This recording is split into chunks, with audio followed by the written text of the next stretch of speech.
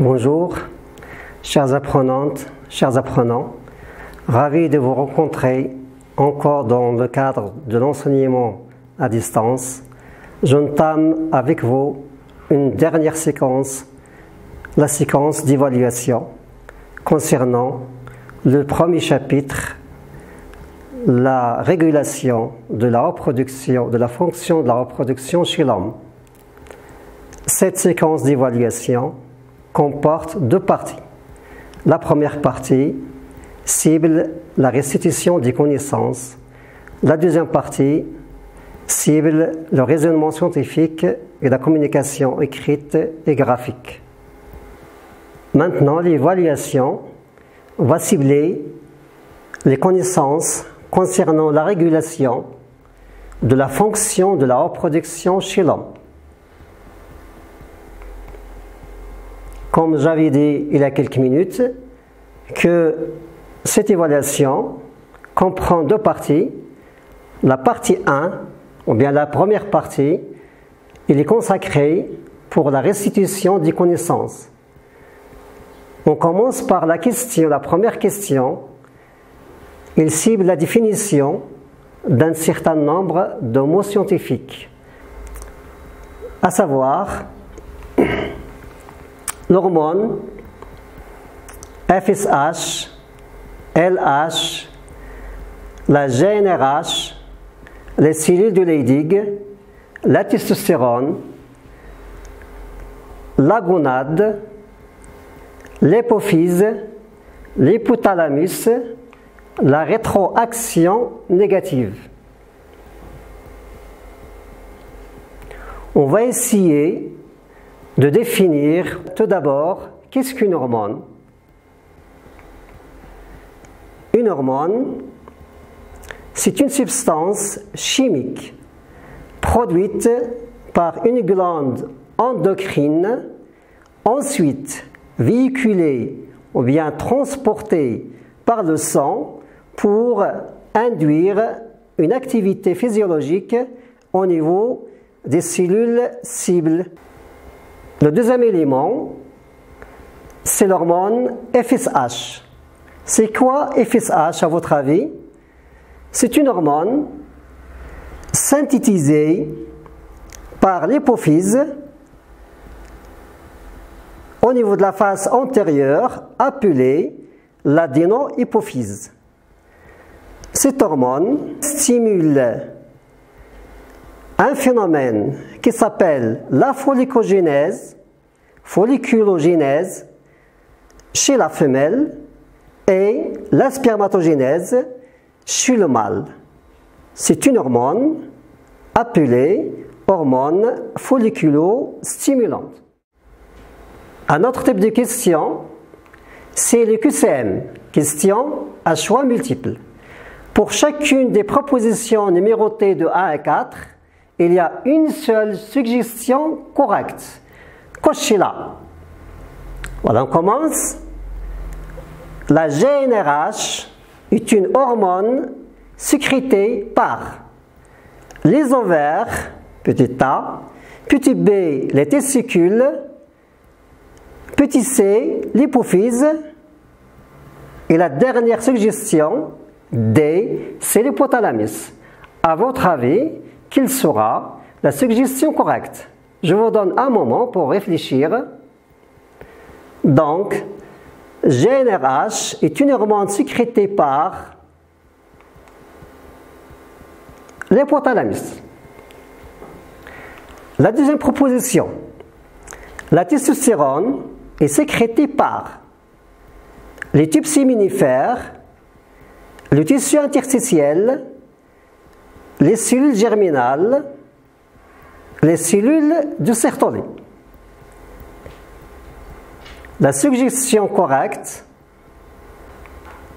c'est petit b, c'est-à-dire que la testostérone est sécrétée par les cellules interstitielles, appelées encore les cellules de Leydig.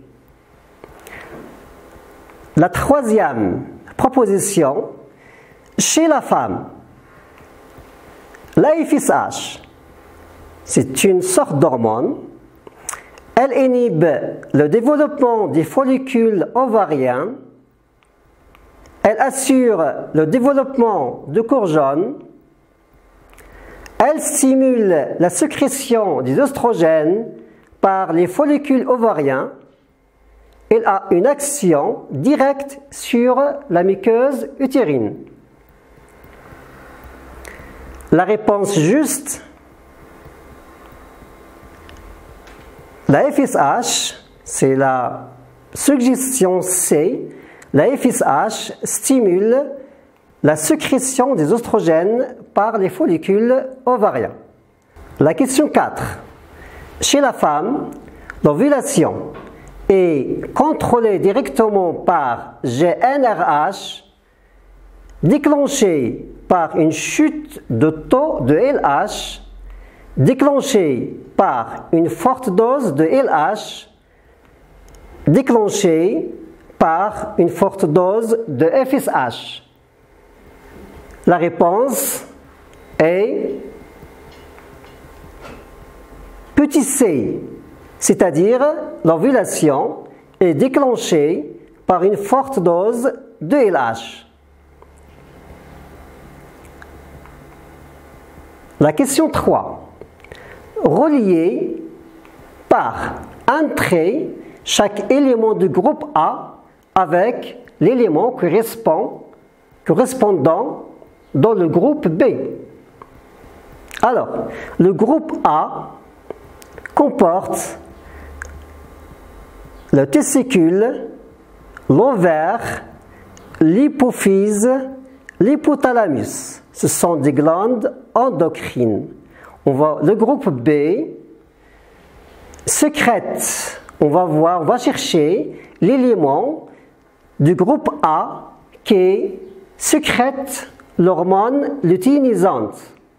On va chercher l'élément qui produit les gamètes femelles. Encore l'élément qui est le siège de la spermatogénèse et l'élément qui sécrète les gonadotrophies. On commence par le testicule. La réponse est le siège, c'est-à-dire le testicule, est le siège de la spermatogénèse, c'est-à-dire il est responsable de produire les spermatozoïdes. L'ovaire, l'élément correspondant, c'est le deuxième élément, c'est-à-dire l'ovaire est responsable de la production des gamètes femelles, c'est-à-dire les ovules.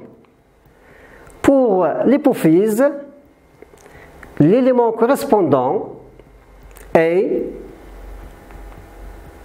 la sécrétion de l'hormone lutéinisante, c'est-à-dire l'hormone LH. Elle ne reste alliée l'hypothalamus à l'élément 4 dans le groupe B, c'est-à-dire cette glande endocrine hypothalamique sécrète les gonadotrophines, c'est-à-dire GnRH. On passe maintenant à la quatrième question.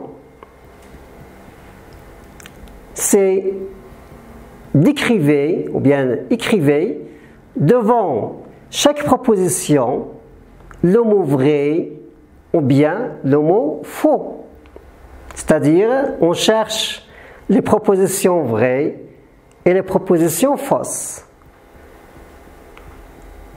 La première proposition, c'est au cours d'un cycle sexuel, les oestrogènes activent la formation de la dentelle utérine.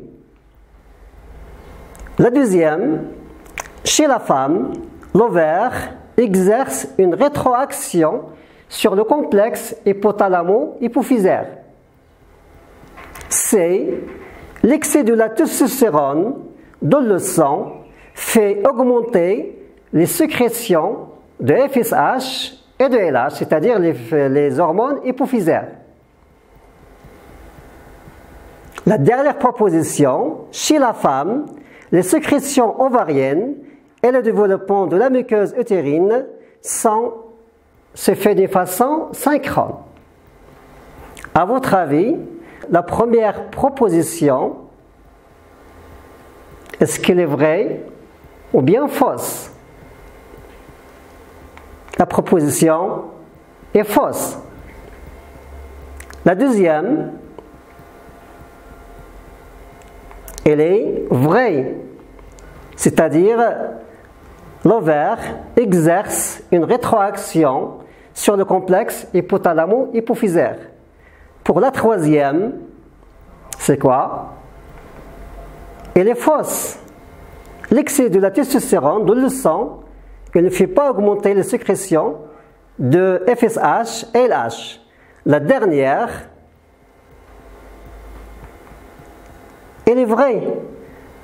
Les sécrétions ovariennes et le développement de la muqueuse utérine sont synchrones.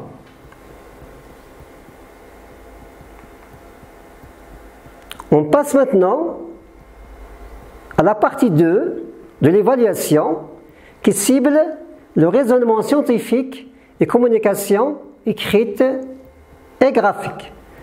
Cette partie comporte 2 exercices. On va commencer par l'exercice 1. Afin de comprendre les relations fonctionnelles entre l'hypothalamus, l'hypophyse et les testicules, on réalise une série d'expériences sur un mammifère, ou bien sur des singes. On rappelle que la physiologie de la reproduction du singe est voisine de celle de l'homme. Le document 1 représente la structure anatomique du complexe hypothalamo-hypophysaire. Voilà, vous voyez la relation entre l'hypothalamus et l'hypophyse. La partie antérieure de l'hypophyse, cet organe est lié à l'hypothalamus par une tige appelée une tige hypophysaire. L'expérience 1, chez un singe normal, on a mesuré d'une part la sécrétion de GnRH par les neurones de la zone A, comme vous voyez ici, les neurones hypothalamiques qui se trouvent au niveau de la zone 1, ils sécrètent l'hormone GnRH de document 1, et d'autre part les sécrétions des cellules hypophysaires, c'est-à-dire au niveau de l'hypophyse, surtout l'hormone LH. Le document 2 présente les résultats obtenus à partir de cette expérience. Voilà. Le document 2, il regroupe 2 graphes, graphe A et graphe B. La question, en exploitant les graphes A et B, le document 2 déduisait la relation fonctionnelle entre l'hypothalamus et l'hypophyse. La première courbe, ou bien le graphe A, il est consacré pour les sécrétions de l'hypothalamus, alors que le graphe B, il cible les sécrétions de l'hypophyse, qui est le LH. Maintenant, essayez d'exploiter ces graphes A et B et déduisez la relation qui se trouve entre ces 2 organes.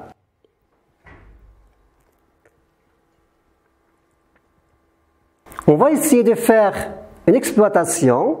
On commence d'abord par une description. Pour le graphe A, qu'est-ce qu'elle représente à votre avis? Elle représente la variation de la concentration de l'hormone hypothalamique GnRH en fonction de temps. Si vous voyez, cette réponse, elle est sous forme de pic.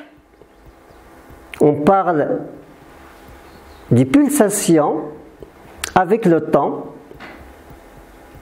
De la même façon, pour LH, la même réponse, presque, il y a une réponse des augmentations de la sécrétion de l'hormone hypophysaire qui est LH en fonction de temps. Si vous remarquez, le moment où il y a la sécrétion de GnRH et la sécrétion de LH, il y a un décalage.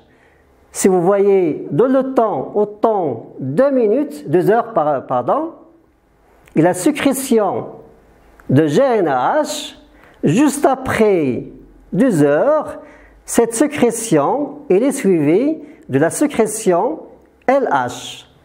Cela nous pousse à dire peut-être il y a une relation entre la sécrétion de GnRH et la sécrétion de LH par l'hypophyse. Maintenant, on passe à l'exploitation. Le tracé A, voici, présente des pics de sécrétion de GnRH, c'est-à-dire sous forme de pulsation. Le tracé B, ou bien le graphe B, présente des augmentations de la sécrétion de LH qui se produisent après un temps de latence, c'est-à-dire il y a un décalage du point de vue réponse, un temps de latence par rapport au pic de la sécrétion de la GnRH du tracé A. Cela peut s'expliquer par que il y a une relation fonctionnelle entre l'hypothalamus qui sécrète l'hormone GnRH, c'est-à-dire cette sécrétion précède la sécrétion de LH par l'hypophyse. Voilà, cette relation fonctionnelle, elle est entre l'hypothalamus et l'hypophyse. Le fonctionnement de l'hypophyse, comme conclusion, ou bien une déduction, il est sous le contrôle, ou bien la commande directe de l'hypothalamus. C'est-à-dire l'hypothalamus sécrète l'hormone GnRH qui va agir sur l'hypophyse pour produire à son tour l'hormone LH. C'est une déduction. Les neurones de la zone 1 de l'hypothalamus sécrètent l'hormone GnRH, comme on a vu sur le graphe A. Cette hormone se fait, ou bien cette sécrétion, pardon, se fait d'une façon pulsatile, c'est-à-dire sous forme de pulse. بشكل نبضائي. Cette hormone, GnRH, comme conclusion, elle stimule l'hypophyse qui sécrète à son tour l'hormone LH d'une manière pulsatile aussi.